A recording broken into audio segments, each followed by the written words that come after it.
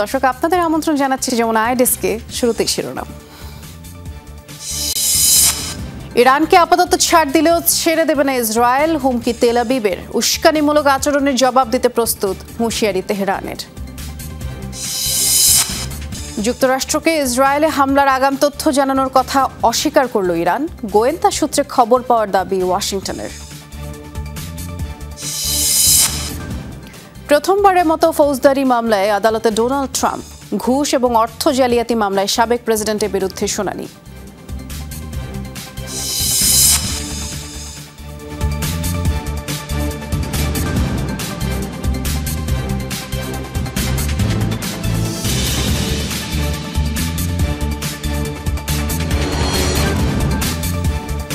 শিরোনামগুলো শুনছিলেন, নুসরাত বৃষ্টির সাথে আছে।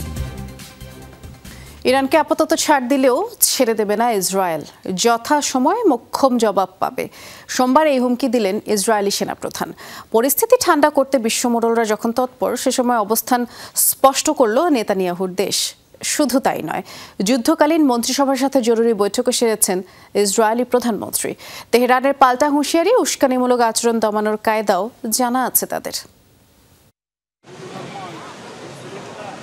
ইরানি হামলার পরও কেন নিশ্চুপ ইসরায়েল? কদিন ধরে এটাই আলোচনার তুঙ্গে। সব জল্পনা কল্পনার অবসান ঘটিয়ে নেতানিয়াহু প্রশাসনই জানালো উত্তর। এরই মধ্যে ওয়ার ক্যাবিনেট বা যুদ্ধকালীন মন্ত্রিসভার সাথে বৈঠক করেছেন ইসরায়েলি প্রধানমন্ত্রী। পাশাপাশি সেনাপ্রধানের হুমকি, আপাতত তেহরানকে ছাড় দেয়া হলেও ছেড়ে দেবে না তেল আবিব। আয়াতুল্লাহ আল খামেনির দেশ পাবে মোক্ষম জবাব। ইসরায়েলি ভূখণ্ডে বড় হামলা চালিয়েছে ইরান, শুধু তাদের ভূমি থেকেই নয়, বরং ইরাক, ইয়েমেন, লেবানন থেকেও একযোগে 350-র বেশি মিসাইল, ড্রোন আর রকেট ছোড়া হয়েছে। আমরা পরিস্থিতি পর্যবেক্ষণ করছি, নিচ্ছি সর্বোচ্চ প্রস্তুতিও। হামলার চড়া মাশুল গুনতে হবে ইরানকে। অবশ্য কবে নাগাদ আসতে পারে পাল্টা জবাব বা কেমন হতে পারে রণকৌশল জানানো হয়নি বিস্তারিত। আমরা যুদ্ধের মধ্যেই আছি, সময়ের সাথে তীব্রতা বাড়ছে বা কমছে। সব দিক বিবেচনায় সৈন্যদের দেয়া হবে ভবিষ্যৎ নির্দেশনা। যারা ইসরায়েলকে ধ্বংস করতে চাইছে, যথাযথ সময় তারা পাবে মোক্ষম জবাব। যুদ্ধের পরিসর বৃদ্ধির ইচ্ছা নেই, প্রথমেই জানিয়েছিল ইরান। তবে ইসরায়েল পাল্টা হামলা চালানোর সাহস দেখালে পরের অভিযান আরও দাঁত ভাঙা হবে, হুঁশিয়ারি তেহরানের। দুপক্ষের বাগযুদ্ধ, হুমকি, হুঁশিয়ারির মধ্যেও পরিস্থিতি সামাল দেওয়ার চেষ্টা করছে বিশ্বমোড়লরা। সংযত আচরণ করার অনুরোধ যুক্তরাষ্ট্রসহ বিভিন্ন দেশ ও জাতিসংঘের। ইফাদারা খন্দকার, যমুনা নিউজ। ইসরায়েলে ইরানের অভিযান নিয়ে আগেই অবগত ছিল যুক্তরাষ্ট্র, এমন তথ্য ভিত্তিহীন বলে আখ্যা দিয়েছে ওয়াশিংটন। দাবি, গোয়েন্দা তথ্যের ভিত্তিতেই সতর্ক ছিল ইসরায়েল ও মিত্ররা, আর সমন্বিত প্রতিরোধ ব্যবস্থার মাধ্যমেই হামলা ঠেকানো হয়েছে। তেহরানও দাবি করছে হামলা নিয়ে যুক্তরাষ্ট্র বা কোনো পক্ষের সাথে আগাম বন্দোবস্ত হয়নি তাদের। ইসরায়েলে হামলার পর ইরানের পররাষ্ট্র মন্ত্রণালয় জানিয়েছিল প্রতিবেশীদের 72 ঘন্টা আগেই সতর্ক করেছিল তারা। তবে অনেক বিশ্লেষক বলছেন যুক্তরাষ্ট্রকে জানিয়েই ইসরায়েলে হিসেবি হামলা চালিয়েছে ইরান। কিছু কিছু গণমাধ্যমেও উঠে আসে এমন তথ্য, তবে বিষয়টি পুরোপুরি উড়িয়ে দিয়েছে পেন্টাগন। আমার জানা মতে ইরানের তরফ থেকে হামলার সময়, তারিখ বা নির্দিষ্ট কিছুই জানানো হয়নি। আমাদের শক্তিশালী গোয়েন্দা নেটওয়ার্ক আছে যারা সতর্ক করে। ইরান আমাদের জানায়নি কখন কোথায় হামলা হতে পারে। হোয়াইট হাউসের ব্রিফিংয়ে আরেকটু খোলাসা করলেন নিরাপত্তা উপদেষ্টা জন কিরবি।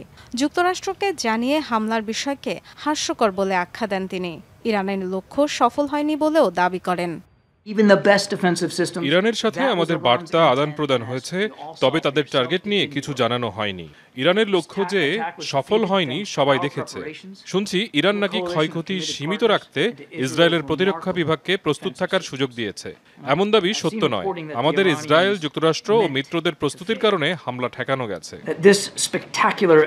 প্রতিবেশীদের সতর্ক করার কথা বললেও ইরান স্পষ্ট করল যুক্তরাষ্ট্র বা কোনো দেশের সাথে হামলা নিয়ে আগাম কোনো সমঝোতা হয়নি তাদের। ইসরায়েলে অভিযান নিয়ে যুক্তরাষ্ট্র বা কোনো পক্ষের সাথেই পূর্ব পরিকল্পিত কোনো চুক্তি হয়নি। নিরাপত্তা পরিষদ সহ আন্তর্জাতিক মহল যদি কোনো দায়িত্বশীল ভূমিকা নিত, কনসুলেটে হামলার মতো আন্তর্জাতিক আইন ভঙ্গের এত বড় পদক্ষেপ দেখতে হতো না। ওয়াশিংটন পোস্ট সহ প্রভাবশালী কিছু গণমাধ্যমে জানানো হয়েছিল প্রতিবেশীদের মাধ্যমেই ইরানের পরিকল্পনার কথা জেনেছিল যুক্তরাষ্ট্র। Dorothy Tasrin, Jamuna news.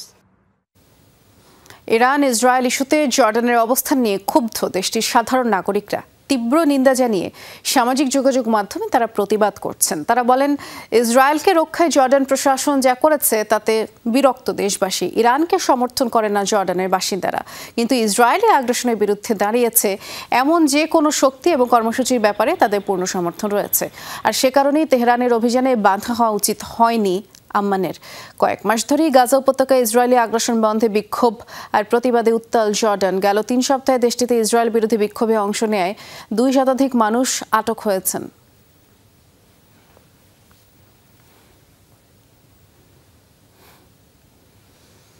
Iran Israel হামলা ইস্যুতে সৌদি আরব ও চীনের পররাষ্ট্রমন্ত্রী পর্যায়ে ফোনালাপ হয়েছে। সোমবার চীনের পররাষ্ট্রমন্ত্রী ওয়াং ই ফোনালাপ করেন সৌদি পররাষ্ট্রমন্ত্রী প্রিন্স ফয়সাল বিন ফারহানের সাথে। আলোচনায় ওয়াং ই বলেছেন, সিরিয়ায় ইরানি দূতাবাসের উপরে হামলার তীব্র বিরোধিতা করে বেইজিং। এই হামলাকে আন্তর্জাতিক আইনের গুরুতর লঙ্ঘন বলেই উল্লেখ করেন চীনের পররাষ্ট্রমন্ত্রী। নতুন এই উত্তেজনাকে গাজা সংঘাতের প্রতিক্রিয়া বলেও আখ্যা দেন তিনি। আর এ সময় সৌদি পররাষ্ট্রমন্ত্রী বলেছেন, মধ্যপ্রাচ্য পরিস্থিতি নিয়ে তার দেশ এবং চীনের অবস্থান অভিন্ন। 2 দেশই সংলাপের মাধ্যমে মতভেদ দূর করতে চেষ্টা চালাচ্ছে বলে জানানো হয়। ইরানের বিভিন্ন পরমাণু কেন্দ্রে হামলা চালাতে পারে ইসরায়েল। ইরানের হামলার জবাব দিতে তেল আবিব এমন পদক্ষেপ নিতে পারে বলে শঙ্কা করা হচ্ছে। আর এই অবস্থায় উদ্বেগ জানিয়েছে আন্তর্জাতিক পারমাণবিক শক্তি সংস্থা IAEA। এমনকি ইরানে বড় ধরনের সাইবার হামলাও করতে পারে ইসরায়েল। এর আগে মিত্রদের সাথে নিয়ে ইরানের পরমাণু সক্ষমতার বিরুদ্ধে ব্যবস্থা নিতে ঘোষণা দিয়েছে ইসরায়েল। 4 বছর আগে বন্দুকধারীদের হামলায় নিহত হন ইরানের পরমাণু কর্মসূচির প্রধান কারিগর হিসেবে পরিচিত মোহসেন ফাখরিজাদে। ব্রাশফায়ার করে তাকে হত্যা করা হয়। ইরানি তদন্ত কর্মকর্তারা জানান, ইসরায়েলি গোয়েন্দা সংস্থা মোসাদ হত্যা করে মোহসেনকে। মোহসেন ছাড়াও বিভিন্ন সময় আরও 5 পরমাণু বিজ্ঞানী নিহত হয়েছেন ইসরায়েলি হামলায়। গেল কয়েক দশক ধরেই ইরানে বিভিন্ন ধরনের হামলা চালিয়ে আসছে ইসরায়েল। কখনো সাইবার হামলা, আবার কখনো বিদ্যুতের জাতীয় গ্রিডে বিপর্যয় হয়েছে দেশটিতে। স্যাবোটাজ হয়েছে নাতানজ পরমাণু কেন্দ্রেও। ইসরায়েলি ভূখণ্ডে ইরানের হামলার যথোপযুক্ত জবাব দেওয়ার হুঁশিয়ারি দিয়েছে তেল আবিব। প্রতিশোধ নেয়ার ক্ষেত্রে কী ধরনের পদক্ষেপ নিতে পারে ইসরায়েল, তাই নিয়ে চলছে নানা পর্যালোচনা। এক্ষেত্রে গুপ্ত হত্যা, রাসায়নিক হামলা কিংবা সাইবার হামলা শঙ্কা করা হচ্ছে। তবে সবচেয়ে বেশি উদ্বেগ ইসরায়েলের তরফ থেকে ইরানের পরমাণু কেন্দ্রে হামলার বিষয়ে। ইরানি পরমাণু সক্ষমতার বিরুদ্ধে ব্যবস্থা নিতে এরই মধ্যে ঘোষণা দিয়েছে তেল আবিব। এ ধরনের ক্ষেপণাস্ত্রে পরমাণু অস্ত্র সংযুক্ত করে হামলা চালাতে পারে ইরান। এটা ইসরায়েল এবং মিত্রদের জন্য বড় দুশ্চিন্তার কারণ। এই হুমকিকে ঠেকাতে যুক্তরাষ্ট্র সহ ইসরায়েলের মিত্ররা কাঁধে কাঁধ মিলিয়ে একসাথে প্রতিরোধ গড়ে তুলবে। এ পরিস্থিতিতে দেখা দিয়েছে উদ্বেগ। আন্তর্জাতিক পারমাণবিক শক্তি সংস্থা জানিয়েছে, পরমাণু কেন্দ্রের অবকাঠামোয় হামলা হলে তার পরিণতি হবে ভয়াবহ। এ ধরনের হামলা শঙ্কায় আমরা অনেক আগে থেকেই উদ্বিগ্ন। নিরাপত্তার কারণে আমাদের পর্যবেক্ষকের নিয়মিত তত্ত্বাবধান আপাতত স্থগিত রাখা হলো। এখন ইরান কিংবা মধ্যপ্রাচ্য বিষয় নয়, এখানে ইস্যু হলো একটি পরমাণু কেন্দ্রের নিরাপত্তা। একটি পরমাণু কেন্দ্রের অবকাঠামোয় যে কোনো ধরনের হামলা এড়ানোর কোনো বিকল্প নেই।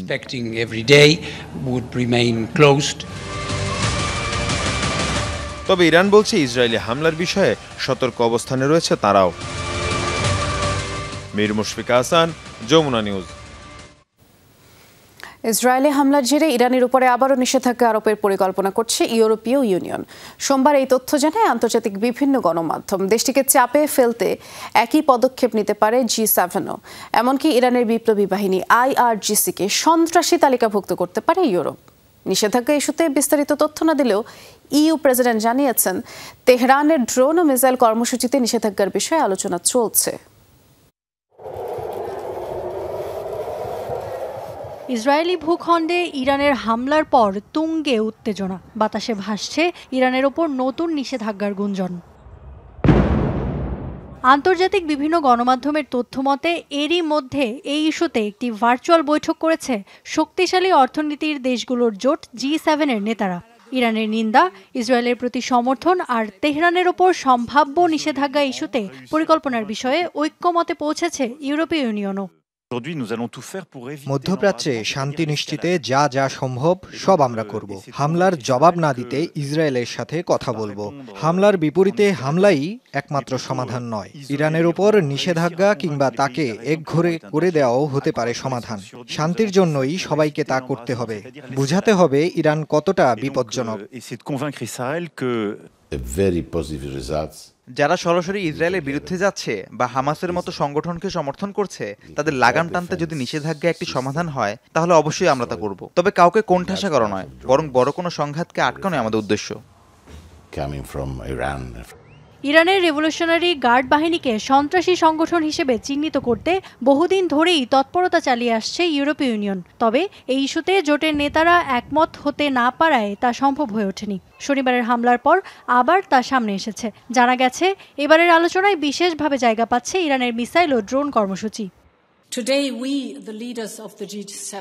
মধ্যপ্রাচ্যের অস্থিতিশীল পরিস্থিতিকে আরও উস্কে দিচ্ছে ইরান। ইরান ও এর প্রক্সিদের সম্পূর্ণভাবে আক্রমণ বন্ধ করার আহ্বান জানাচ্ছে। পরিস্থিতি স্থিতিশীল রাখতে সব ধরনের চেষ্টা আমরা করব। প্রয়োজনে ইরানের ওপর আরও নিষেধাজ্ঞা দেয়া হবে, বিশেষ করে তাদের ড্রোন ও ক্ষেপণাস্ত্র কর্মসূচিতে। 1979 সাল থেকে যুক্তরাষ্ট্র সহ বিভিন্ন পশ্চিমা দেশ ও ইউরোপীয় ইউনিয়ন, জাতিসংঘের মতো সংস্থাগুলোর একাধিক নিষেধাজ্ঞা রয়েছে ইরানের বিরুদ্ধে। ইফাতারা খন্দকার, যমুনা নিউজ। যুক্তরাষ্ট্রের সাবেক প্রেসিডেন্ট হিসেবে প্রথমবার ফৌজদারি মামলায় আদালতের মুখোমুখি হলেন ডোনাল্ড ট্রাম্প। সোমবার তার বিচার কাজ শুরু হয়। ঐতিহাসিক মামলার প্রথম দিনের শুনানিতে নিউ ইয়র্কের আদালতে হাজিরা দেন ট্রাম্প। স্পর্শকাতর ইস্যুতে নিরপেক্ষ সিদ্ধান্ত নেয়ার বিষয়ে অপারগতা জানানোয় বিচারক প্যানেল থেকে অব্যাহতি দেওয়া হয় বেশ কয়েকজনকে। ট্রাম্পের বিরুদ্ধে অভিযোগ, 2016 সালের নির্বাচনের আগ মুহূর্তে মুখ বন্ধ রাখতে পর্ন তারকা স্টর্মি ড্যানিয়েলকে তিনি ঘুষ দিয়েছিলেন। ট্রাম্পের সাবেক আইনজীবী মাইকেল কোহেনের মাধ্যমে বিশাল অঙ্কের সেই অর্থ দেওয়া হয়। ব্যবসায়িক রেকর্ডেও জালিয়াতির অভিযোগ রয়েছে। এই বিচার কাজ শেষ হতে 6 থেকে 8 সপ্তাহ সময় লাগতে পারে। আর দোষী সাব্যস্ত হলে সর্বোচ্চ 4 বছরের কারাদণ্ড হতে পারে ট্রাম্পের। অবশ্য জরিমানা দিয়ে কারাবাস এড়াতেও পারবেন। ইরানের মুহুর্মুহু মিসাইল হামলা ঠেকিয়ে আলোচনায় ইসরায়েলের অ্যারো ডিফেন্স সিস্টেম। শত শত ড্রোন এবং ক্ষেপণাস্ত্র ধ্বংসে এবার সবচেয়ে কার্যকর ভূমিকা রাখে অত্যাধুনিক এই প্রতিরক্ষা ব্যবস্থা। তেল আবিবের সামরিক কর্মকর্তারা বলছেন, ইরানের হুমকি মোকাবেলায় মোতায়েন করা হয়েছিল হাইপারসনিক মিসাইল ডিফেন্স সিস্টেম, যা এবার শতভাগ সাফল্য দেখিয়েছে। ইরান, ইরাক, ইয়েমেন থেকে ইসরায়েলের দিকে নিক্ষেপ করা হয় শত শত ড্রোন, ক্রুজ মিসাইল ও সারফেস টু সারফেস মিসাইল। তেল আবিবের দাবি, 60 টন বিস্ফোরক বহন করছিল এসব যুদ্ধাস্ত্র, যার 99% ঠেকিয়েছে তাদের প্রতিরক্ষা ব্যবস্থা। আর এতে সবচেয়ে বড় ভূমিকা ছিল অ্যারো ডিফেন্স সিস্টেমের। মূলত ইরানের হামলার ভয়ই প্যাট্রিয়টের চেয়ে অত্যাধুনিক প্রতিরক্ষা ব্যবস্থা তৈরির দিকে নজর দিয়েছিল ইসরায়েল। তারই ধারাবাহিকতায় 2017 সালে প্রথম মোতায়েন করা হয় অ্যারো ডিফেন্স সিস্টেম। দূরপাল্লার ব্যালিস্টিক ক্ষেপণাস্ত্র ধ্বংসে সক্ষম মিসাইলটির গতি শব্দের চেয়েও 5 গুণ বেশি। আছে শক্তিশালী রাডার সিস্টেম। বায়ুমণ্ডলের সর্বোচ্চ স্তরে গিয়েও সমরাস্ত্র ধ্বংসের সক্ষমতা আছে এই মিসাইল সিস্টেমের। তেল আবিবের সামরিক বিশেষজ্ঞদের দাবি, শনিবার রাতে ইসরায়েলের আকাশসীমার বাইরেই ইরানের ছোড়া 110টি মিসাইল ধ্বংস করেছে অ্যারো 3। অ্যারো সিস্টেমের প্রধান লক্ষ্যই ছিল ইরান। তাদের ছোড়া 99% ড্রোন মিসাইল ধ্বংসের জন্য যে সাফল্যের কথা বলছি, তাতে গুরুত্বপূর্ণ ভূমিকা ছিল অ্যারোর। অর্থাৎ যে উদ্দেশ্যে তৈরি হয়েছিল তা সফল হয়েছে। ইরান সহ মধ্যপ্রাচ্যের শত্রুদের মোকাবেলায় আরও অত্যাধুনিক প্রতিরোধ ব্যবস্থা গড়ে তোলার পরিকল্পনাও রয়েছে ইসরায়েলের। এরই মধ্যে শুরু হয়েছে অ্যারো ডিফেন্সের মডেল 4 ও 5 তৈরির প্রক্রিয়াও। পরবর্তী প্রজন্মের ডিফেন্স সিস্টেমও তৈরি হচ্ছে। অ্যারো 4, অ্যারো 5 অন্যান্য ব্যবস্থাতেও পরিবর্তন আসছে। সব ধরনের অতর্কিত হামলার জন্য প্রস্তুতি নিচ্ছি। গত বছর অক্টোবরে ইসরায়েলি ভূখণ্ডে হামাসের নজিরবিহীন হামলার পর যখন আয়রন ডোমের সক্ষমতা নিয়ে বিতর্ক শুরু হয়, তখনই অ্যারো 3 মিসাইল ডিফেন্স সিস্টেমের সফল ব্যবহারের দাবি করে তেল আবিব। লোহিত সাগরে শত্রুপক্ষের দূরপাল্লার ক্ষেপণাস্ত্র ধ্বংসের কথা জানায় তারা। Dorothy Tasrin, Jamuna news. Iran Israel উত্তেজনার মধ্যেও গাজায় আগ্রাসন থামেনি। সোমবারও গাজা সিটি, রাফা সহ বিভিন্ন এলাকায় বিমান হামলা চালিয়েছে ইহুদি সৈন্যরা। বার্তা সংস্থা ওয়াফা জানিয়েছে, রাফার তাল আল সুলতান এলাকায় হামলায় একই পরিবারের 4 জনের প্রাণ গেছে, যাদের মধ্যে এক শিশু রয়েছে। শঙ্কা ধ্বংসস্তূপের নিচে অনেক মরদেহ চাপা থাকতে পারে। হামলা হয়েছে উত্তর গাজায়ও। স্থানীয়দের ঘরবাড়ি আর শরণার্থী শিবির লক্ষ্য করে বোমা আর মুহুর্মুহু গুলি ছোড়া হয়। জাবালিয়া মসজিদে অন্তত 1 জনের প্রাণ গেছে। নিরাপদ ছাদের খোঁজে বেইত হানুনের একটি স্কুলে বহু ফিলিস্তিনি আশ্রয় নেয়। গাজার স্বাস্থ্য মন্ত্রণালয়ের তথ্য মতে গেল 6 মাসে প্রাণ গেছে 33,800 মানুষের, আহত হয়েছে 76,500।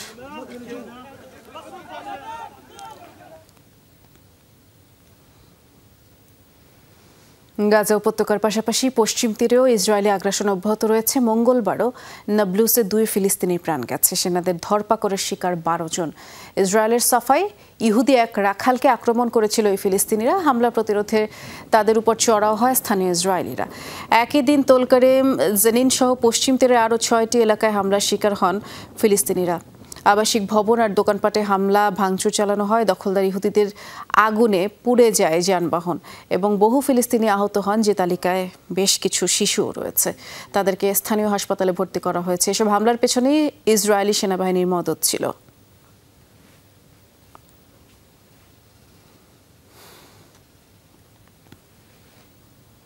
এদিকে গাজায় ইসরায়েলি হামলার প্রতিবাদে বিক্ষোভে উত্তাল যুক্তরাষ্ট্রের উত্তর পূর্বাঞ্চল।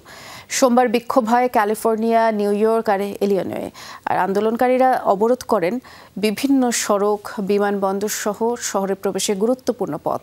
এতে বিভিন্ন স্থানে দীর্ঘ যানজটের সৃষ্টি হয়। এর মধ্যে গোল্ডেন গেট আর ব্রুকলিন ব্রিজেও আটকা পড়ে হাজার হাজার গাড়ি। দুর্ভোগে পড়েন বহু মানুষ। বিক্ষোভকারীরা গাজায় অবিলম্বে ইসরায়েলি হামলা বন্ধের পাশাপাশি তেল আবিবকে সহায়তা বন্ধে ওয়াশিংটনের প্রতি আহ্বান জানান। পরে পুলিশের হস্তক্ষেপে বিক্ষোভকারীদের সরিয়ে দেওয়া হয়।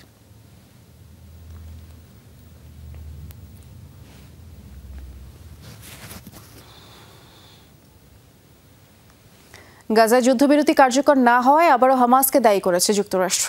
মার্কিন পররাষ্ট্র মন্ত্রণালয়ের মুখপাত্র ম্যাথিউ মিলার জানিয়েছেন, যুক্তরাষ্ট্র, কাতার এবং মিশরের পক্ষ থেকে প্রস্তাব দেওয়া হয়েছে হামাস এবং ইসরায়েলকে। আর ওই প্রস্তাবের বিষয়ে সম্মত হতে ইতিবাচক পদক্ষেপও নিয়েছে ইসরায়েল। কিন্তু ফিলিস্তিনি স্বাধীনতাকামী সংগঠনটি এই প্রস্তাব ফিরিয়ে দেয় বলেই জানান তিনি। হামাস প্রস্তাব প্রত্যাখ্যান করায় অন্তত 6 সপ্তাহের জন্য গাজায় ইসরায়েলি অভিযান বন্ধ থাকত বলেই জানান মিলার।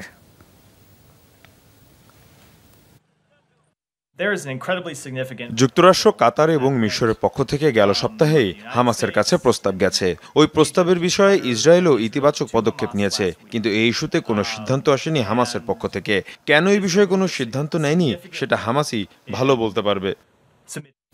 ভারতের ওড়িশায় ফ্লাইওভার থেকে বাস নিচে পড়ে অন্তত 5 জন নিহত হয়েছে, প্রায় 40 জন আহত হয়েছে। কর্তৃপক্ষ জানায়, পুরী থেকে কলকাতা আসার পথে জাজপুর জেলার বারবাতির কাছে এই দুর্ঘটনা ঘটে। NS-16 সড়কের উপরের একটি ফ্লাইওভারে ওঠার সময় বাসটির চালক নিয়ন্ত্রণ হারিয়ে ফেলে। এতে বাসটি নিচে পড়ে যায়। আর এ সময় 50 জনের মতো যাত্রী ছিলেন এই বাসটিতে। খবর পেয়ে পুলিশ আর ফায়ার সার্ভিসের সদস্যরা সেখানে পৌঁছে আহতদের স্থানীয় ধর্মশালা হাসপাতালে পাঠানো হয়েছে। আর গুরুতর আহতদের পাঠানো হয়েছে কটকের SCB মেডিকেল কলেজ হাসপাতালে।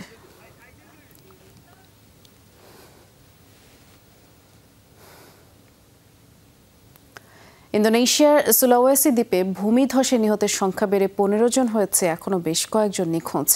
গেল শনিবার সন্ধ্যায় দক্ষিণ সুলাওয়েসি প্রদেশের তানা তোরাজায় এই ভূমিধসের ঘটনা ঘটে। ভারী বৃষ্টির কারণে ভূমিধস সৃষ্টি হয়। এতে 2টি গ্রাম ক্ষতিগ্রস্ত হয়েছে। কাদামাটিতে তলিয়ে গেছে কয়েকটি এলাকা। এখনও ধ্বংসস্তূপের নিচে অনেকেই চাপা পড়ে আছেন। তাদের উদ্ধারে অভিযান চলছে। গাছ উপড়ে পড়ায় উদ্ধার কাজ কঠিন হয়ে যাচ্ছে। গেল মাসের বন্যা আর ভূমিধসে ইন্দোনেশিয়ায় সুমাত্রা দ্বীপে অন্তত 26 জনের মৃত্যু হয়।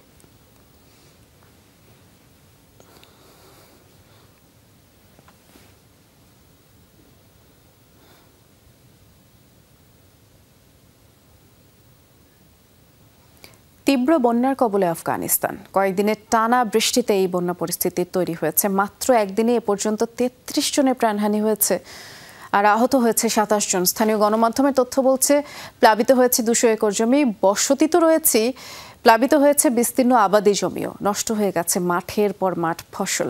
প্লাবিত কয়েকশো আবাসস্থল, ভেসে গেছে গবাদি পশু, আসবাবপত্র। পানির প্রবল তোড়ে ভেঙে গেছে অনেক আবাসিক ভবনের দেয়াল। এখনও শঙ্কা আছে নতুন করে ক্ষতিগ্রস্ত আছে আরও 200 বাড়ি।